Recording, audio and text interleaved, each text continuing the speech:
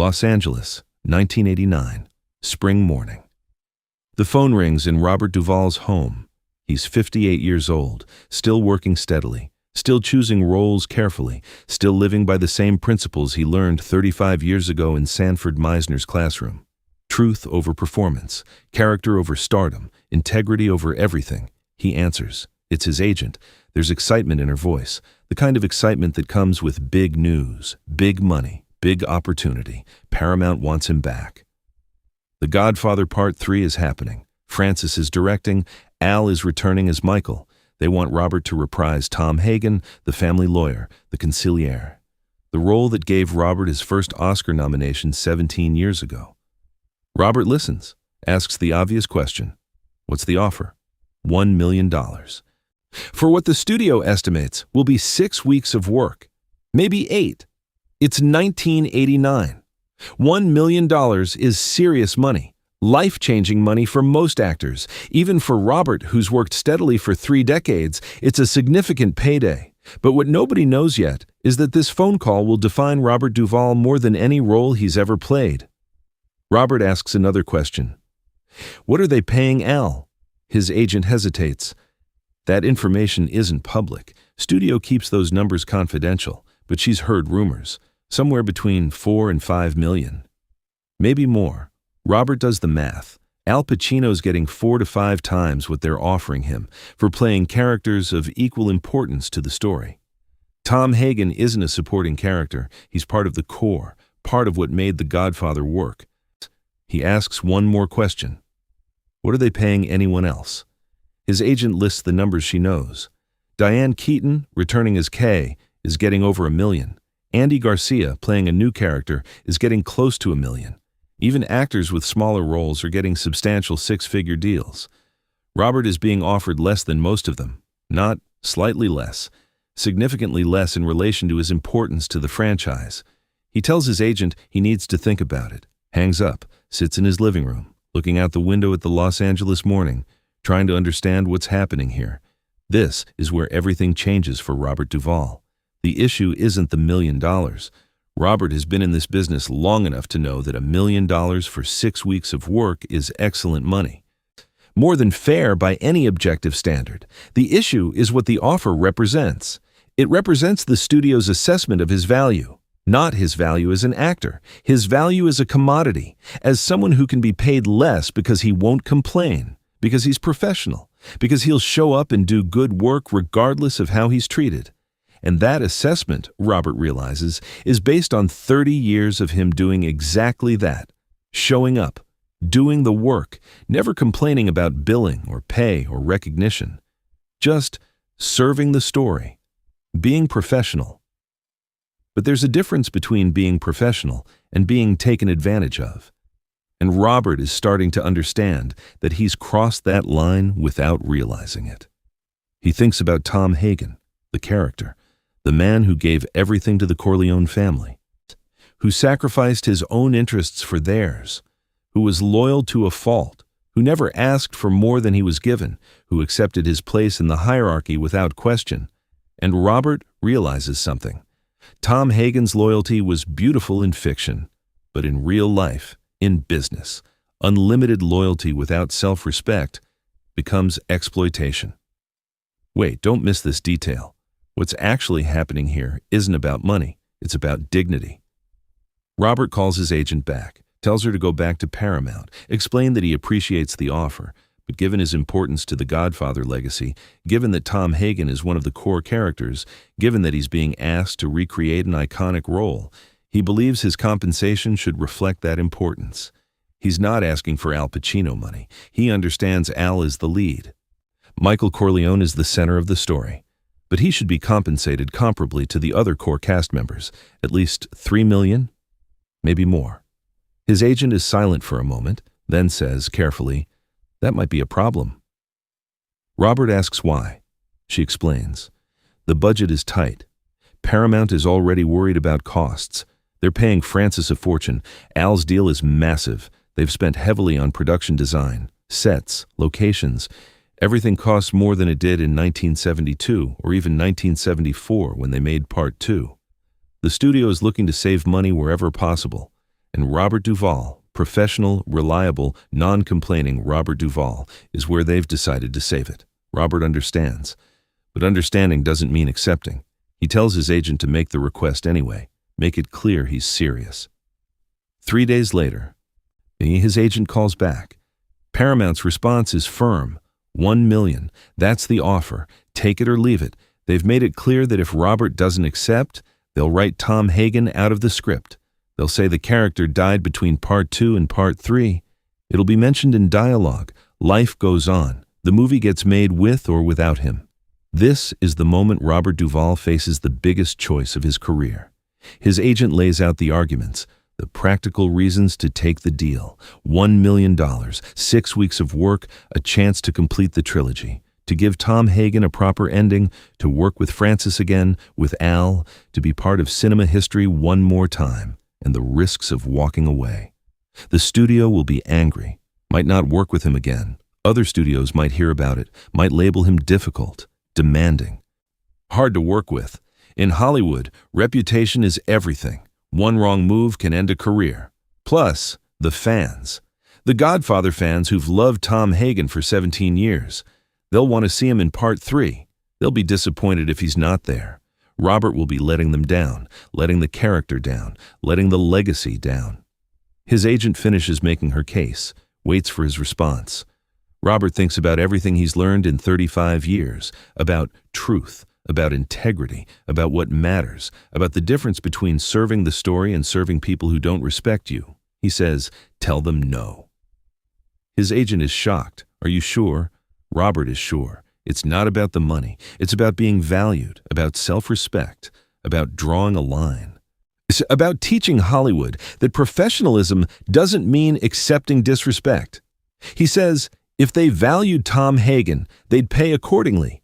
If they don't value the character, then the character shouldn't be in the movie. Better to be absent with dignity than present with resentment.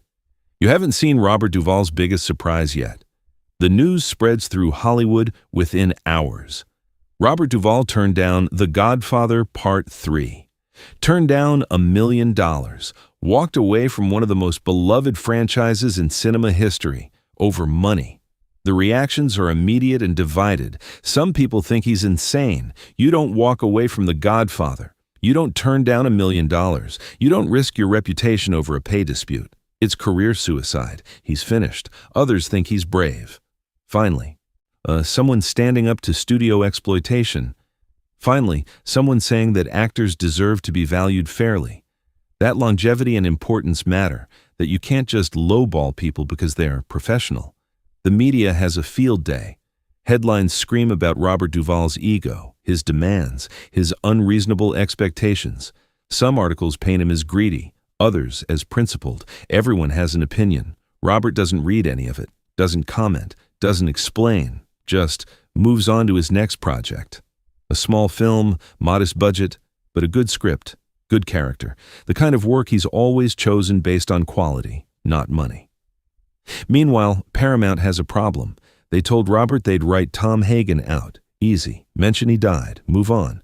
But when Francis Ford Coppola sits down to rewrite the script without Tom Hagen, he realizes how much that character does. Tom Hagen is the family's conscience, the voice of reason, the bridge between the old ways and the new world. Without him, Michael Corleone has no counterbalance, no one to argue with, no one to represent the moral center the family is losing. Francis calls Robert, tries to convince him to reconsider, explains how important the character is, how much the film needs him, how much he, Francis, wants him there. Robert listens, respects Francis enormously, loves working with him, but he doesn't budge. It's not personal, it's principle. The studio made a choice, he made a choice. Both have to live with the consequences. Francis understands, doesn't agree, but understands. He tells Robert he respects the decision, wishes it was different, but respects it. They hang up. Francis goes back to the script. Rewrites around the absence, creates new characters to fill some of Tom Hagen's functions. But it's not the same. Can't be the same. You can't replace 30 years of history and connection with new characters introduced in the third film. This is the most shocking part. What Robert Duvall's decision cost him. December 1990. The Godfather Part 3 is released. The reviews are mixed. Some critics praise it. Others compare it unfavorably to the first two films. A common criticism is that something feels missing. The family doesn't feel complete. There's a hole where Tom Hagen should be. The box office is substantial, over $136 million worldwide, profitable, successful by most measures. But not the cultural phenomenon the first two films were. Not the same level of impact. Robert watches it, alone, in a small theater. Sees what they did with the story. Sees where Tom Hagen would have fit. Sees the absence. Feels it. But doesn't regret his decision. Can't regret it. Because the decision wasn't about this one film. It was about every film after, every role, every negotiation, every time he'd have to value himself because no one else would. In the following months, Robert waits for the backlash, waits for the phone to stop ringing, waits for Hollywood to punish him for standing up for himself, for being difficult, for turning down The Godfather. But something unexpected happens instead. The phone keeps ringing. Directors keep calling, offers keep coming, good offers, respectful offers, because Hollywood learned something from Robert's decision, learned that he won't accept disrespect, won't work for less than he's worth. He won't compromise his principles for convenience, and that makes him more valuable, not less. Because people who stand for something are rare, people who know their worth are rare, people who'll walk away from $1 million rather than accept being undervalued are extremely rare. But this is where Robert Duvall's real struggle begins. 1997, 7 years after Godfather 3. Robert is in Texas, filming a movie called The Apostle. But this isn't just a movie he's acting in. It's a movie he wrote, directed, produced, financed partially with his own money, his passion project, the role he's been wanting to play for 15 years. The character is Euless Sonny Dewey, a Pentecostal preacher, flawed, complex, violent and spiritual, sincere and manipulative, fully human. It's the kind of role Robert has always loved, the kind that requires complete honesty, complete commitment, no tricks, no performance, just truth. But no studio wanted to make it. Too religious, too regional, too risky. So Robert made it himself, raised the money, found the locations, hired the crew, did everything. Bet on himself. The same way he bet on himself when he walked away from Godfather 3. The film is released. Critics are stunned. Robert's performance is extraordinary, fully realized, completely lived in. One of the best performances of the decade. He's not acting. He's channeling something real, something true. Award season. Robert is nominated for Best Actor, his 6th Oscar nomination. But this time feels different. This time it's for a role he created, fought for, believed in when no one else did. This is validation, not of his acting, of his choices, of his principles, of his refusal to compromise. March 1998, Academy Awards. The envelope opens. Best Actor goes to Jack Nicholson for As Good as It Gets. Robert doesn't win. Again, loses his 6th Oscar nomination, 6 tries, 1 win for Tender Mercies in 1984. 5 losses, this one stings. Because The Apostle was his, completely his. And it still wasn't enough. Backstage, a reporter asks how he feels about losing. Robert thinks for a moment, then says something unexpected. Says he doesn't feel like he lost. Says he made the film he wanted to make, played the character the way he wanted to play it, did it his way, on his terms, with his money, his vision, his truth. And that's winning. That's what matters. Not the trophy, the work, the integrity, the refusal to compromise. The reporter asks about The Godfather 3, about the decision to walk away. Does he regret it now, 7 years later, knowing he could have been part of the trilogy's completion? Could have had that moment, that closure? Robert doesn't hesitate, says no, never regretted it, not for a second. Everyone learned the truth. But the real shock was Robert Duvall's reaction. He explains, The Godfather Part 3 would have paid him $1 million for 6 weeks of work, but it would have cost him something more valuable. Self-respect, the knowledge that he's worth what he asks for, that his work has value, that he won't accept being undervalued just because someone's offering good money. That lesson, that knowledge, that self-respect was worth more than $1 million. was worth more than being in The Godfather Part 3, because it informed every decision after, every negotiation, every role, every time he had to value himself. The reporter asks, "But don't you miss it? Miss being part of that legacy?" Robert says, "I am part of that legacy." The first two films. Tom Hagen will always be Tom Hagen. Nothing changes that. The third film didn't need me if they didn't value me. And I didn't need them. He pauses, then adds, "You know what I do regret? All the years I didn't know my worth. All the times I accepted less because I thought being professional meant never asking for more.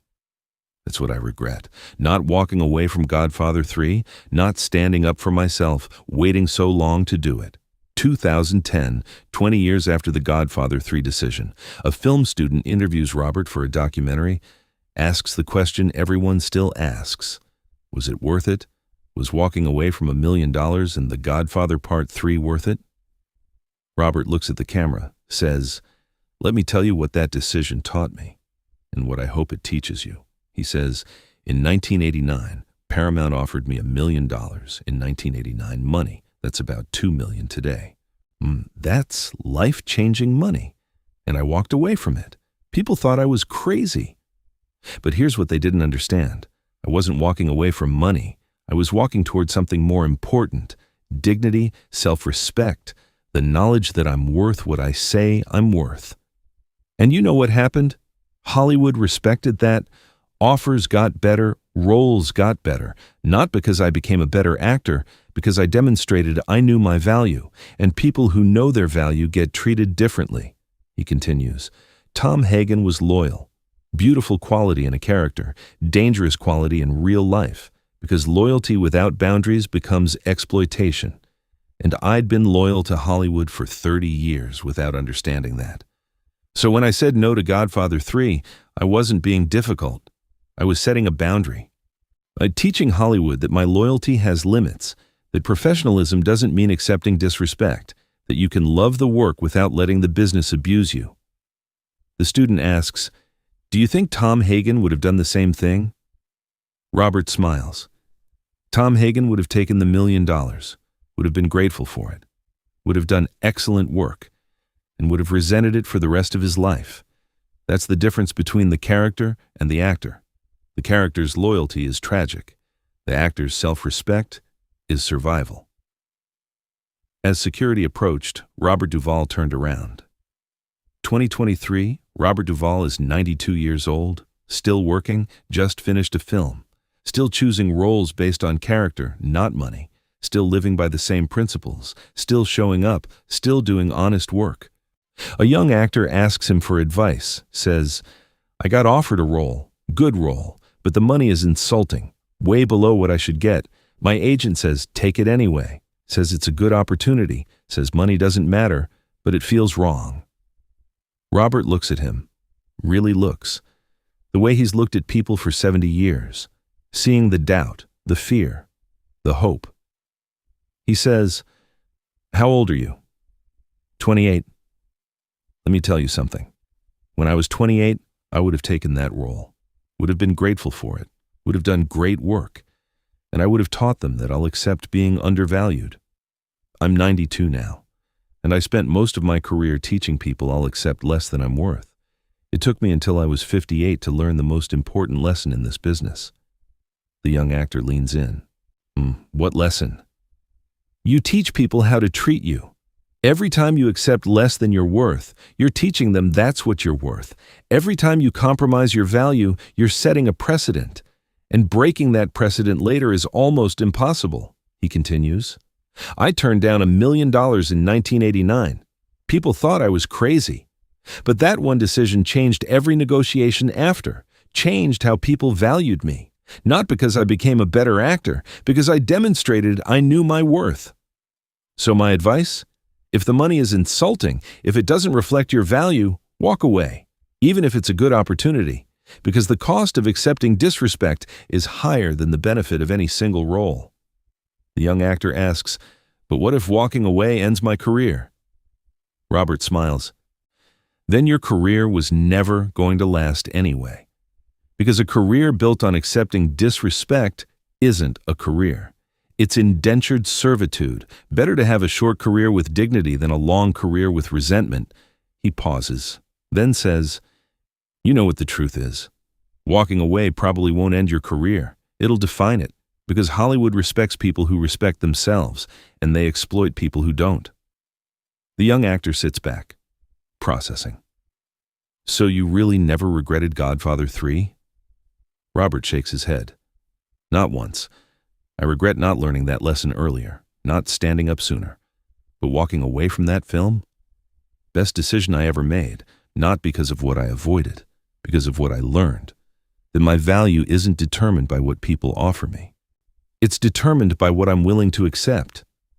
And once you learn that, once you really internalize that, everything changes, not just in career, in life. Because people will always try to get you for less than you're worth, always try to exploit your professionalism, your loyalty, your dedication, and if you let them, they will. So the question isn't whether to walk away from one role. The question is, what are you teaching people about how to treat you, and are you willing to live with the consequences of that lesson for the rest of your career? What about you? Right now, in your life, in your career, what are you teaching people about your value? Are you accepting less than your worth because you think being professional means never asking for more? Are you being loyal to people and organizations that don't value you? Because Robert Duvall learned something at 58 that saved the next 34 years of his career. Learned that saying no to $1 million isn't crazy. It's self-respect.